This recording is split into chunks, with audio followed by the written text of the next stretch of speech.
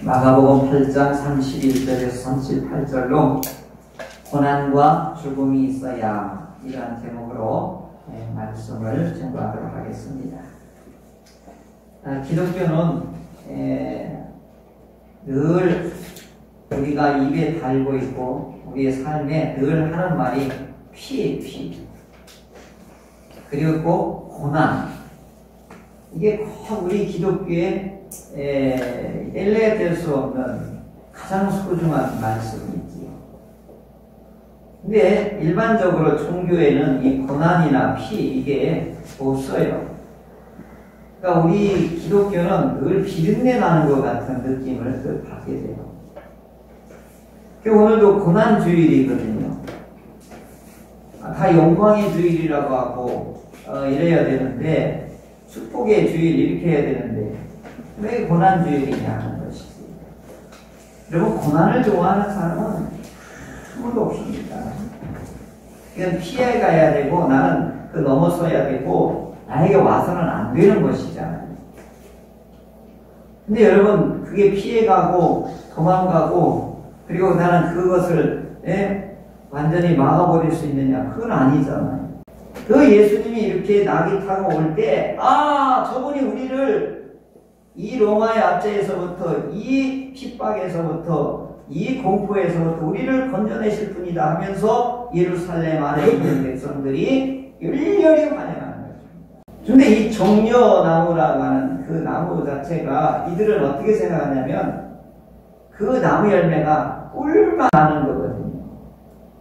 그러니까 우리를 살맛나게 해달라는 뜻이에요, 이게. 그리고 그 나무잎이 쫙쫙 이렇게 올곧게 뻗어있기 때문에 의로운 재판을 해달라. 그래서 우리 이 불의한 세상에서 우리를 의롭게 공의로 우리를 건져주십시오 라고 하는 것이 종려나무 열매고 종려나무 잎의 뜻이에요. 그러면 그 예루살렘에 있고 이스라엘에 있는 민초들이 얼마나 힘들고 어려웠는가를 이 종려나무 가지를 들고 예수님을 환영하는 걸 보면 알 수가 있는 것이지요. 자, 그런데 이건 사람 편에서 우리를 살만나게 해주십시오라고 하는 간절한 소원이 있지만 하나님의 편에서는 굉장히 아프고 고통스러운 결단을 행동하는 것입니다. 왜냐하면 민초들이 겪는 그 어려움과 고난이, 그것을 해결하시기 위해서 예수님이 어떻게 해요? 그 고난 속으로 들어가 주셔야 되거든요. 그러니까 하나님께서는 고난 없이는 영광이 없다, 이 진리를 이제 예언의 말씀을 하나님이 뜻하신 것을 이제 예수님이 직접 고난 속으로 들어오시는 거지요. 그래서 종려주일보다는 고난주일이라고 하는 것이 훨씬 하나님의 편에서 볼 때는 굉장히 힘들고 어려운 거죠. 그래서 오늘 예수님께서 31절에, 이건 굉장히 중요한 말씀이에요. 이 31절 말씀을 메시아 비밀절, 메시아 스크렛이라 이렇게 말해요. 한번 우리 같이 읽어볼까요? 이게 얼마나 중요한 비밀절인가. 31절 우리 같이 한번 읽어보도록 하겠습니다. 시작. 인자가 많은 고난을 받고 장로들과 대제사장들과 서기관들에게 버림바 되어 죽임을 당하고 사흘 만에 살아나야 할 것을 비로소 그들에게 가르치시되. 아멘. 유쾌한 말씀이 아니에요. 많은 고난을 당하고 그리고 하나님을 섬기는 이 대제사장들, 서기관들, 장로들, 하나님을 기리고 높이는 이 주역들이 어떻게 해요? 하나님을 어떻게 해요? 버린다, 배척한다. 그리고 이들을 위해서 어떻게 해요? 죽임을 당한다. 그러나 사흘 만에 내가 살아날 것이다. 자, 이것을 신학적으로는 메시아 비밀의 말씀이라 이렇게 말씀하고요, 마가복음 이것을 복음의 핵심으로 보는 겁니다. 이 사건은 시작이 일어나는데 이때부터 시작해서 마가복음 전체가 16장인데 요 고난주간 일주일에 일어난 일이 성경 반을 차지해요. 예수님의 공생의 33년 기간 중에 단 일주일의 삶이 복음서의 3분의 1을 차지한다는 것은 매우 중요하다는 것을 알겠습니다. 자, 오늘은 많은 고난을 당해야 되고 그 다음에 버림받고 죽임을 당하고 살아나야 하리라. 이것이 복음인 것입니다. 자, 예수님이 이 제자들에게 이제 다 북쪽 지역으로 갈리샤라 빌립보로 가는 여정에 제자들에게 이제 처음으로 예수님이 아주 신중하게 이런 질문을 해요. 사람들이 나를 누구라고 하냐? 그랬더니 세례자 요한이라고도 하고 엘리야라고 하고 선지자 중에 어떤 한 분이라고 그렇게들 다들 막 여기 선생님을 그렇게 지금 추앙하고 있습니다. 그랬더니 예수님이 정색을 하며 묻습니다. 그러면 너는 나를 누구라 하느냐? 남들이 뭐라고 하든요 상관이 없는 거예요. 서울 큰 교회에서 가정 예배를 드리든 인터넷 예배를 유튜브를 드리든 그게 중요한 게 오늘 내가 예수님하고 어떤 관계냐, 예수님하고 인격적인 만남을 가지고 있느냐, 예수님하고 지금 데이트를 하고 있느냐, 이게 중요하다는 거죠. 그래서 너는 나를 누구라 하느냐 이렇게 묻는 거예요. 남들은 뭐라고 하든 상관없어. 안 믿는 사람이 교회를 비난하든 상관없어. 너는 나를 누구라 하느냐. 베드로가 언급교에 이렇게 말하죠. 주는 그리스도 메시아입니다. 그랬더니 예수님이 잘했다 하면서 다음부터는 얘기하지 마 하면서 예수님이 오늘 이 비밀을 비로소 털어놓는 거예요. 이때 처음으로 내가 고난을 당하고 내가 버림을 당하고 죽게 될 것이다. 그러자 베드로 사도가 의리 아닙니까?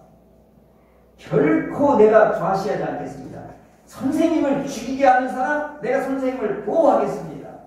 그런 소리 하지도 마십시오. 죽는다는 소리가 뭔 소리입니까? 하면서 베드로가 내가 선생님을 내가 책임지고 보호하겠습니다. 참 멋있는 베드로 같았지만 단번에 예수님한테 고통을 받습니다. 사탄아 내 뒤로 물러라. 그래서 예수님 뭐라고 하는지 알아요? 베드로가 사탄이라는 게 아니에요. 베드로 속에서 인간적인 생각을 동원하여 하나님의 일을 제지하는 것에 대해서 예수님이 나갔습니다. 내가 하나님의 일을 생각하지 아니하고 도리어 사람의 일을 생각하는도다 하면서 부딪히는 거예요. 그래 베드로야 고맙다. 네가 나를 보호해야 된다니. 그럼 나는 네 뒤만 꽁무니만 따라다닐게. 이렇게 하면 하나님의 구원의 역사가 이루어지겠습니까? 망하는 일이지. 망하게 하는 일이 뭐예요? 사단이 하는 일이에요. 그러니까 사람의 생각은 하나님의 일을 방해하는 거다. 그래서 베드로가 네가 내 말을 편에 쓴 게 아니라 사단의 말에 편에 섰기 때문에 뒤로 물러서 이렇게 단호하게 이와 같이 배경을 시킨 것입니다. 그러면서 뭐라고 하냐? 나는 이제 고난을 당하여 너희에게 뭐가 이루어지느냐? 영광이 너희에게 있게 될 것이다 하면서 이것을 이제 이 길거리에서 가르쳐줬던 것입니다. 자, 그러면 오늘 주님이 받으시는 고난, 이게 하나님의 뜻이고 하나님의 프로젝트고 하나님이 오래전부터 아담에게 하셨던 말씀부터 모든 예언자들과 모세와 선지자들을 통하여 하나님이 이제 고난을 받고 그리고 내가 너희에게 유익이 되리라 하는 이 말씀을 이루시기 위해서 오늘 예루살렘 성에 주비로 죽음을 당하시러 입성하신 것입니다. 그래서 오늘 주님이 받으신 고난의 의미가 오늘 우리에게 어떤 유익이 있는지를 세 가지 이제 은혜를 받도록 하겠습니다. 첫째, 주님은 찔리고 상하십니다. 둘째 주님은 징계를 당하십니다. 셋째 주님은 채찍에 맞으십니다. 그래서 주님이 찔리고 상하시고 징계와 채찍에 맞음으로 우리는 나음을 받게 되었습니다. 이 나음을 받게 되었다는 얘기는 하나님과 끊어졌던 관계가 회복되고, 그리고 질병으로부터 우리가 고통스러울 때에 그 질병을 우리 주님께서 꾸짖어 주시고 고쳐주시고, 그래서 오늘 우리들에게 하나님의 나라를 회복시키러 주님이 이 고난을 당하신, 그 고난이 오늘 우리들에게 생생하게 마음과 우리 몸에 임하기를 주의 이름으로 간절히 축복합니다. 아멘. 그렇다면 구체적으로 첫째, 찔리고 상하신 주님, 그 의미가 무엇이냐 하는 것이죠.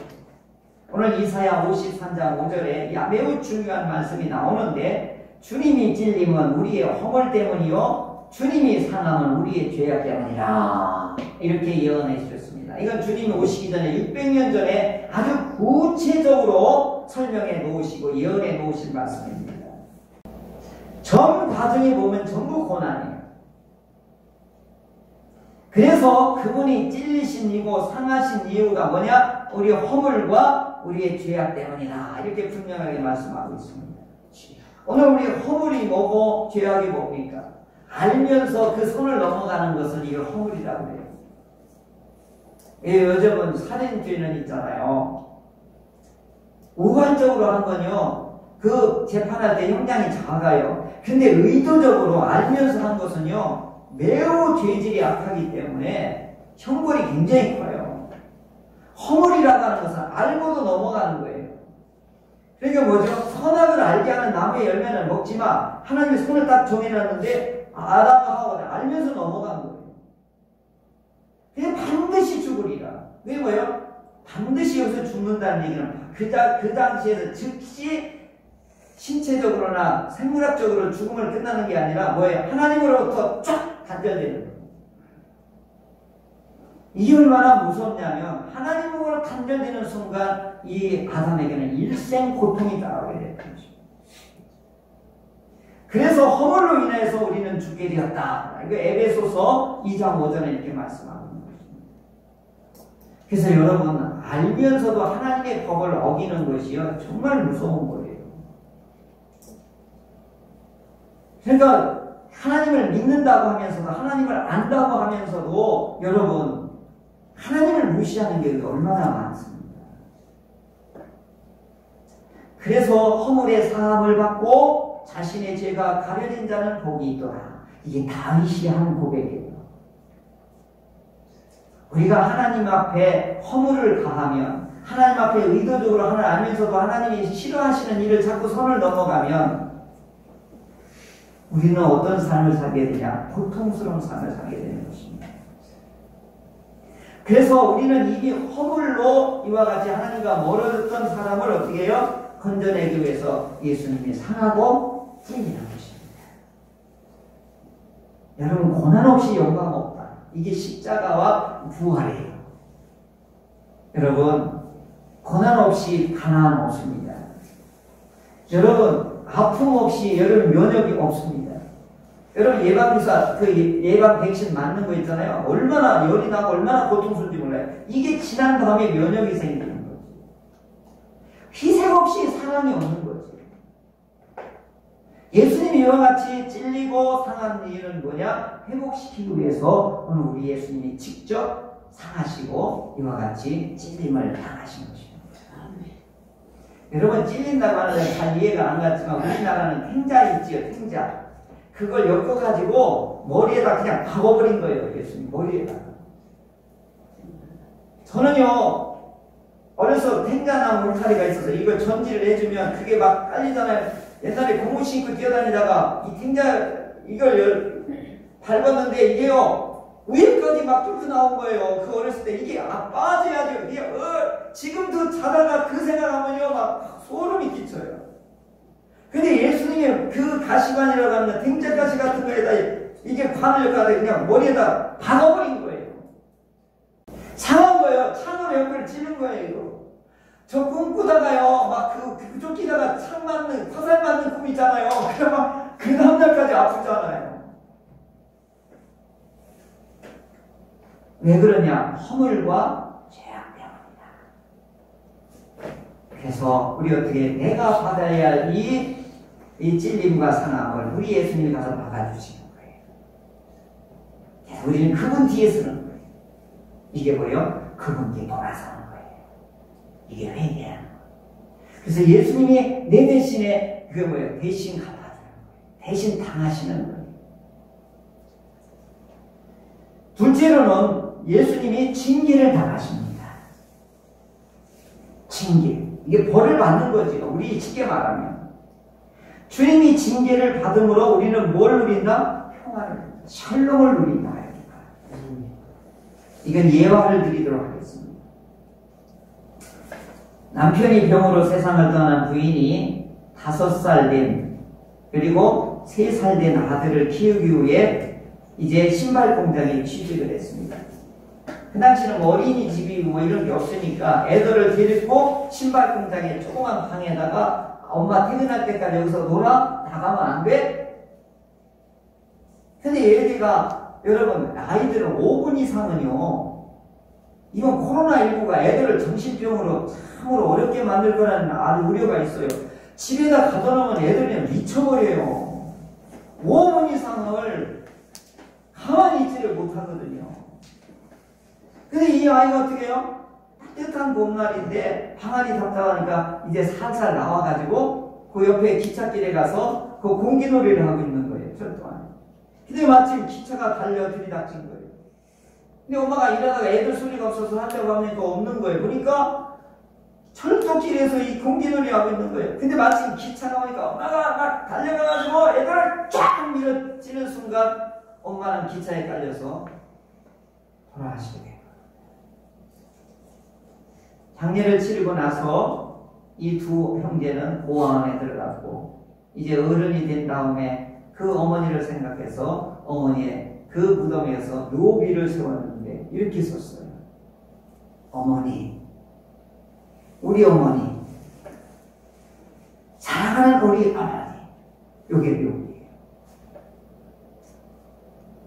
그 어머니의 사랑은 돈을 벌어서 아이들을 입에 붙이라고 먹이는 것보다 이 아이들을 바르게 키우려고 하는 것보다 더 소중하고 더 중요한 일을 무슨 일을 했냐면 두 아이의 생명을 건져내고 자신이 죽었다고 하는 것이 어머니, 우리 어머니, 사랑하는 우리 어머니. 이와 같이 이 아이들에게는 그 어머니가 나를 살렸다고 하는 거예요. 이 아이는, 이 아들들은 평생 어머니의 이 사랑을 잊지는 못하는 것이죠. 마찬가지로 예수님께서 오늘 우리를 살리시기 위해서 이 어머니가 기차에 뛰어드는 것처럼 우리 예수님이 십자가에서 자기가 본인이 징계를 받으시는 거예요.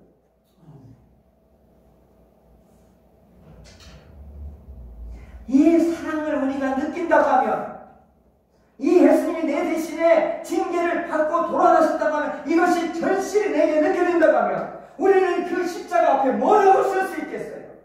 주님, 우리 주님, 사랑하는 우리 주님 이렇게 써야 될 거 아니겠어요?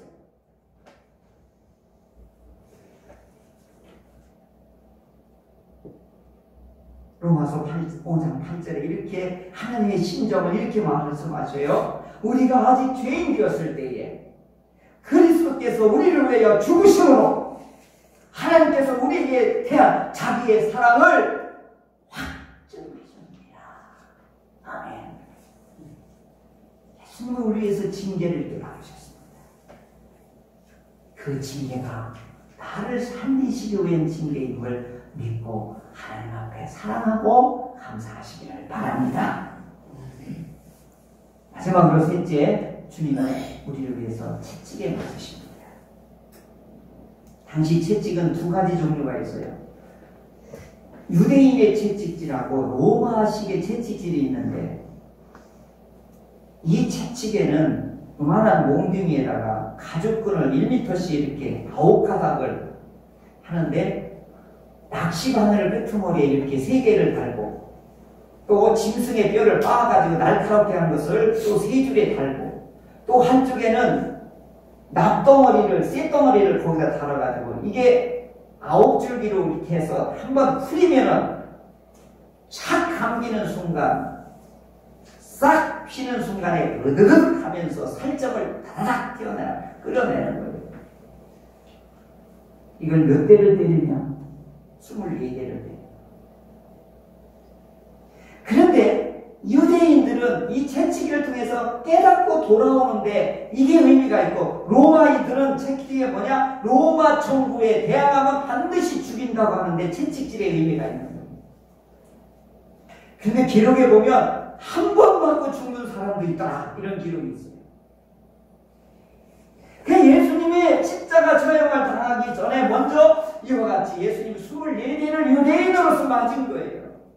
그러니 그 예수님의 몸은 만신창이가 되지 않았겠어요.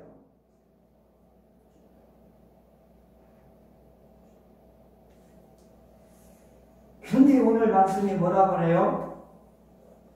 나는 많은 고난을 받고의 이 채찍질에 해당되는 건데, 내가 채찍에 맞음으로 너희는 나음을 해왔도다.